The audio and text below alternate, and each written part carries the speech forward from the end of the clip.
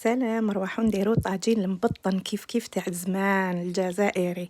شوفوا درت كويس ودرت سمن زيت، عود قرفة، فلفل كحل، توابل الدجاج، معدنوس، حبة بصل، نقليوهم مليح مع شوية ملح، ما تكتروش الملح كيما نعرفوا المرقة البيضاء نسحقوها ما تكونش مالحة بزاف. هنايا درت فيونداشي، ربيت 2 سنينات توم، زدت لهم 2 مغارف صغار تاع لا شابلور كيما راكم تشوفوا. نفس التوابل نديرو قرفة وملح وفلفل كحل. هاي لك درت فلفل كحل وقرفة والملح، نديرو حبة بيض ومعدنوس، نعجنوهم كامل. لازم نلقاو لافاغس تاعنا طريه باش كي نقليوها تكون ما تيبسناش.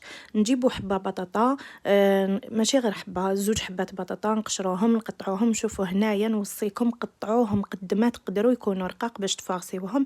حلوا الحبه وخلوها من التحت ماشي مفتوحه، شغل تفاغسيوها تحشيوها كيما راهو باين في لافوتو.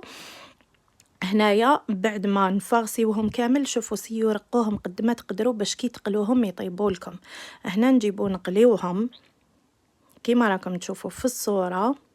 بعد ما قليناهم الدجاج تاعنا طاب وهما طابوا، نجيبو نستفوهم كامل في المول نتاعنا، ونجيبو هذيك المرقة اللي طيبنا فيها الدجاج، نكسرو فيها 2 حبات ولاد الدجاج ولا البيض يعني، ونسقيوها وليك لو بلاط كيفاش عمرناه. نسقيو كامل هذيك المرقه كاع، نديروها اللي بقات نديروها كامل في المول، نشربوا البطاطا تاعنا، نزيدوا لها الفخوماج، ومن بعد ندخلوها للفرن حتى تشرب. وشوفوا كيفاش تكتك ويطيب البيض، شهيه طيب.